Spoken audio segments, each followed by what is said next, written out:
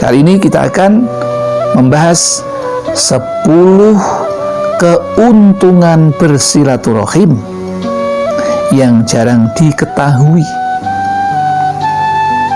Bahkan sekarang orang bersilaturahim itu sudah sangat jarang karena terlalu sibuk dengan kebutuhan dan pekerjaan masing-masing. Sehingga amal perbuatan yang mendapatkan nilai sangat tinggi di hadapan Allah, yaitu bersilaturahim, sekarang sudah jarang dilakukan. Barangkali karena kesibukan, barangkali juga karena belum mengetahui keuntungannya. Mari kita lihat apa kira-kira. Ya, ada 10 keuntungan orang yang bersilaturahim. Ini bukan kata Al-Fatih, tapi kata Abu Lais As-Samarqandi dalam kitabnya Tambihul Ghafilin.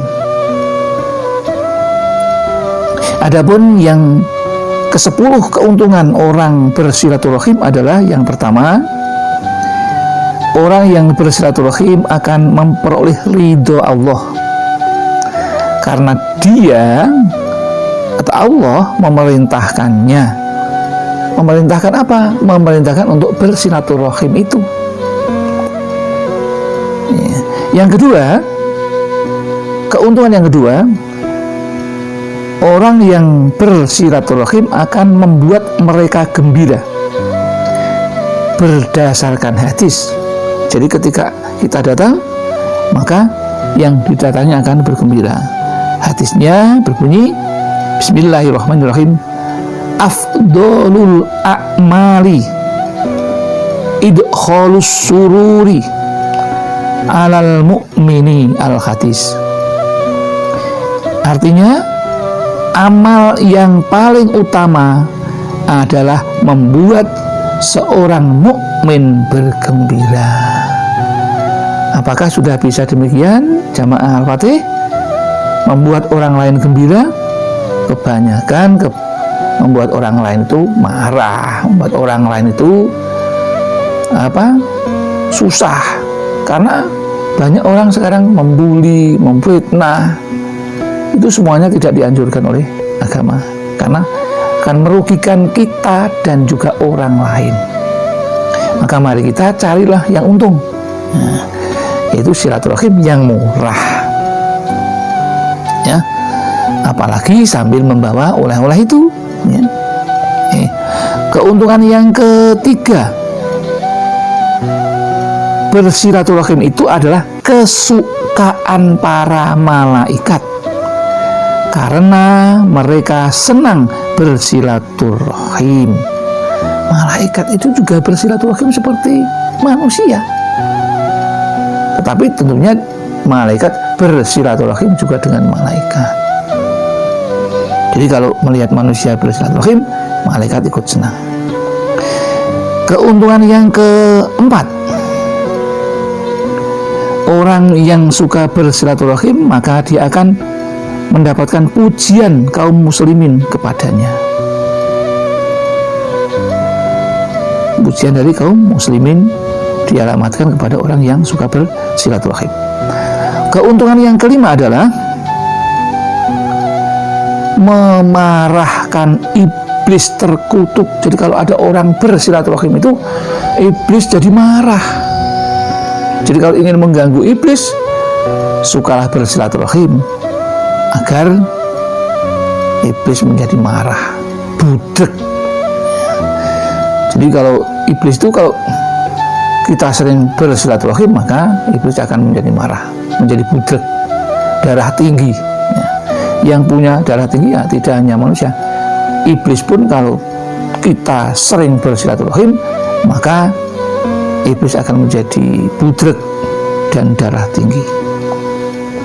Kemudian yang keenam, keuntungan yang keenam bagi orang yang suka bersilaturahim adalah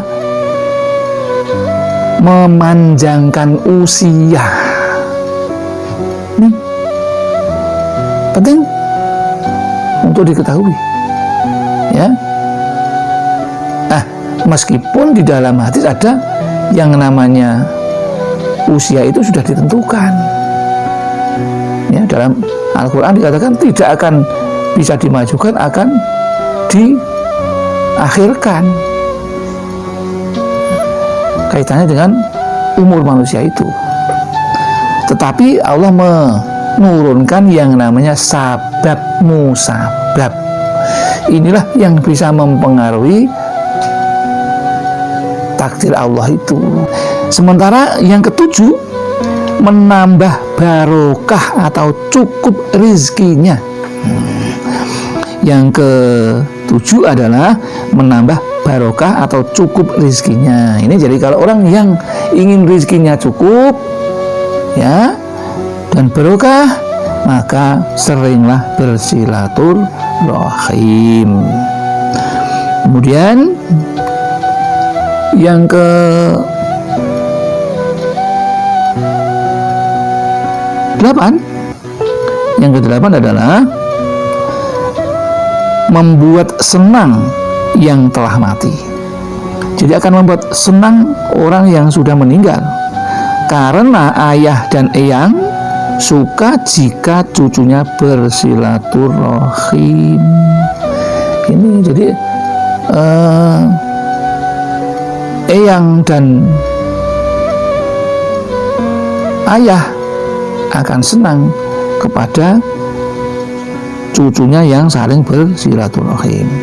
Kemudian yang ke-9 adalah memupuk rasa sayang di antara keluarga atau famili sehingga timbul semangat saling membantu ketika berhajat. Ini penting sekali.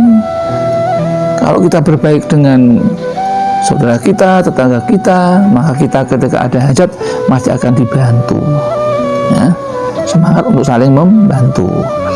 Dan hajat yang terakhir, yaitu keuntungan yang terakhir dalam bersilaturahim adalah menambah pahala sesudah matinya, karena akan selalu dikenang dan didoakan karena kebaikannya. Itulah hal-hal yang jarang kita mendengar. Maka kami sampaikan karena ini sangat bermanfaat untuk kita bersama.